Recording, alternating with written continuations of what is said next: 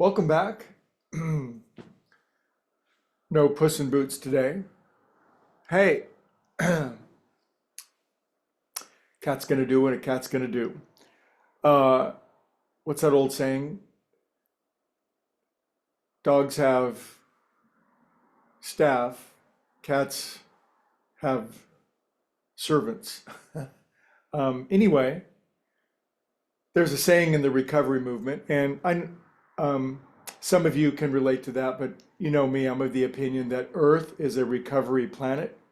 It's like we get sent here. It's a 28-day program for souls to heal and regain wisdom and find joy and learn truth and all that kind of stuff. Because we're not here forever. We do get let out sooner or later, but there's a saying in the recovery movement. It says, toward the end of the primary part, it says, "We are not a glum lot. We are not a glum lot."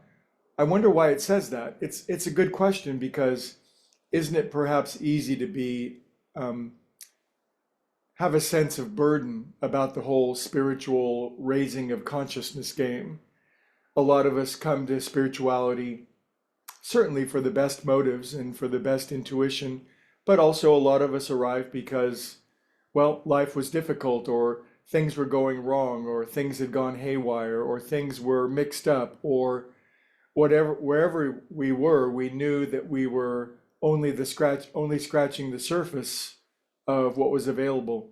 We were to some degree suffering, constrained, restrained. And so at the start of the spiritual game, there is a good deal of sacrifice. It's always important to remember this incredibly important word sacrifice and what it means. It means to let go of the lower for the higher. It means to let go of the short-term pleasure or gratification for medium and long-term benefit and gain. And of course, this is the description of any soul maturing, is the ability to give up the instantaneous, superfluous, superficial gratification for more medium and long-term and, how shall we say, eternal gains, so to speak, but certainly no fun at the start, is it? You know, it's not easy to let go of some of our habits, and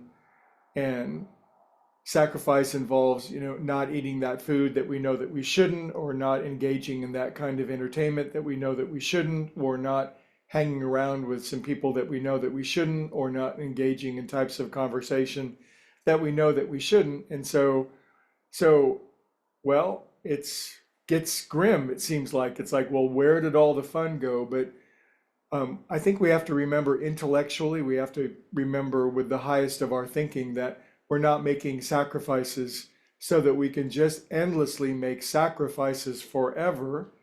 I think the true understanding is that we make these sacrifices, and as such, we come into alignment with a more true expression, a more full demonstration, and by far a more full experience of who we are. And as such, we would continuously grow in what is truly the earmark of all alignment, and that is joy, fun, bliss. Yogis call it Sat Chit Ananda, ever conscious, ever aware, ever new bliss, fun, joy. And so most of us, if you're on this call, you've been at the spiritual game for a while, and we're not perfect yet by any means, right? But um, it's okay to have fun, and it's okay to make plans and scan around inside of our soul. What is it that we haven't done that we could do? Do you need to go take a golf lesson? Do you need to go kayaking? Do you need to go whitewater rafting? Do you need to take pilot lessons? Do you need to become part of the pickleball revolution? Do you need to get together with your friends and read a book? Do you need to travel to a far off land? Do you know that you need to meet some new people? Do you need to have some fun? Do you need to hang out with some kids? And so it does take planning, doesn't it? It does take an internal verve, and yes, we will continue with our diligent duties and our sacrifices. When I think about having fun, I think one of the most fun things in the world, wait for it, is one of these days I'll be able to play music with other people. People will go, "Hey Greg, we're having a thing," and you're playing the drums or the bass or the piano or you're singing. There's a wild thought. That is so crazy that I would even say that, but it's not yet. And so I'm still in the sacrifice stage. Maybe a year, maybe two, I don't know, maybe five, I don't know.